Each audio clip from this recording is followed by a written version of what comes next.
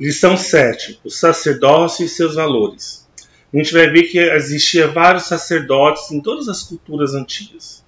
A função principal do sacerdote era oficializar nos templos religiosos, prestando um serviço de adoração e de manutenção dos deuses de suas localidades. E da mesma forma, Deus separa um povo dentro de Israel para servir como sacerdotes para Deus, para oficializar no templo de Deus. E nós temos algo muito interessante sobre como Deus escolheu quem seriam os sacerdotes. Devemos primeiro entender que Deus determinou ao povo de Israel que todas as primícias pertenciam ao Senhor. Então, dessa forma, quando Deus foi falar com Moisés, a intenção de Deus era que todo primeiro filho de qualquer israelita fosse consagrado ao Senhor, entregue ao Senhor e seria um sacerdote de Deus. Então, das 12 tribos, todos os primeiros filhos de todas as famílias seriam sacerdotes que ministrariam no tabernáculo de Deus. Acontece que quando Moisés vai ao Monte Sinai, e ali Deus dá as tábuas de pedra com os 10 mandamentos, e quando Moisés desce, ele encontra um bezerro de ouro e o povo adorando esse bezerro de ouro. E então ele faz assim, olha, quem é comigo pelo Senhor, venha para o meu lado. E adivinhe quem que veio para o lado de Moisés? Quem que não se contaminou com a adoração do bezerro de ouro? A tribo de Levi. Todas as 11 tribos restantes se curvaram diante do bezerro de ouro e adoraram ele. Mas a tribo de Levi não se corrompeu.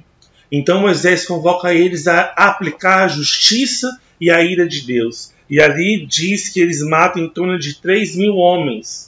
Os homens levitas então vão ao acampamento de Israel e matam aqueles que estavam adorando aquele bezerro de ouro.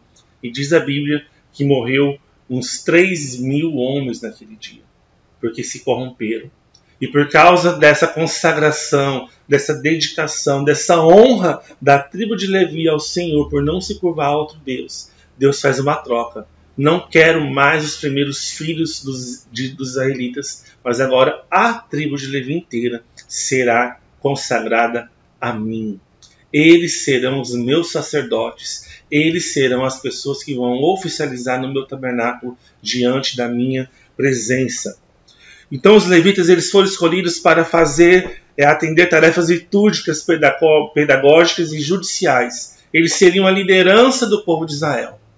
E dentro da tribo de Levi, Deus levanta a família sacerdotal, a família de Arão, de onde vêm os sacerdotes e os sumos sacerdotes. Há uma diferença muito clara aqui. Nós temos levitas, nós temos sacerdotes e temos o sumo sacerdote. Qual é a diferença? Primeiro, os levitas eram aqueles que pertenciam à tribo de Levi. Então, se você ouvir hoje alguém falar assim, o irmão é levita, hoje não tem levita não, tá, gente? Não existe levita hoje em dia. Levita é quem é descendente da tribo de Levi. Então, nós aqui no Brasil, outras nações que não somos de Israel, não existe levita. Normalmente as pessoas falam porque o irmão canta, o irmão toca, chamam de levita.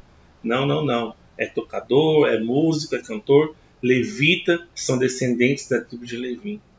E mais interessante, a função dos levitas não era tocar e nem cantar. A função de levita era limpar chão, limpar banheiro, limpar altar cheio de sangue, tripa de roupa, tudo que é lado. E hoje as pessoas não querem fazer isso. Querem ter o nome de levita porque acham bonito, mas não querem exercer a função plenamente. Então, dentro da tribo de Levi, temos a família sacerdotal, que é a família de Arão, que é a família que vai oficializar o sacrifício em si.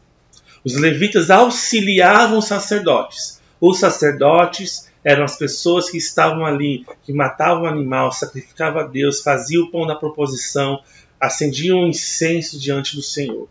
E o sumo sacerdote, que no caso é Arão aqui, e depois passa para os seus primogênitos, ele se torna o sumo sacerdote. é aquele que entra no lugar, no Santo dos Santos, para poder fazer expiação pelo pecado do povo. E é interessante que o sacerdote e o sumo sacerdote, eles representavam algo muito, eles representavam o povo diante de Deus. Eles levavam sobre si nos ombros a pedra de ônix, com o nome das 12 tribos, no peitoral 12 pedras representando as 12 tribos. E aqui escrita uma placa de ouro chamada, que estava escrito Santidade ao Senhor. A função do sacerdote era representar o povo, mas representar o povo em santidade. Isso é muito interessante. Isso vai se evidenciar nas vestes do sacerdote. Linho puro, branco, representando a sua pureza. E tudo aquilo que o sacerdote fazia deveria ser consagrado e sagrado ao Senhor. Deus vai cobrar dos sacerdotes a sua santidade. Porque o sacerdote estava diante do Senhor, diante da arca de Deus. Então não podia se apresentar de qualquer jeito. Então nós vemos que a santidade de Deus vai ser reivindicada. O fogo do altar não poderia ser apagado e não poderia ser trago fogo de outro lugar, um fogo que não fosse santo colocado no altar. Os 2 filhos de Arão, Nadab e Abiú, pegaram uma brasa viva de outro lugar, queimou incenso no altar do Senhor e trouxe fogo estranho para o altar de Deus. Na mesma hora, o fogo de Deus os consumiu e matou os 2 filhos de Arão, Nadab e Abiú. É interessante que quando eles morrem, Deus fala com Moisés, fala para Arão e para os outros 2 filhos dele que ficaram vivos, que eles não devem ficar de luto. Eles não podem nem mudar o semblante deles. Pode deixar que o povo vai ficar de luto por eles. Eles não podem sair da tenda da aliança. Eles não podem sair do tabernáculo. Eles têm que continuar fazendo o serviço deles. Porque os filhos dele morreram por causa do pecado que cometeram contra mim. Amados, a santidade de Deus é levada muito a sério.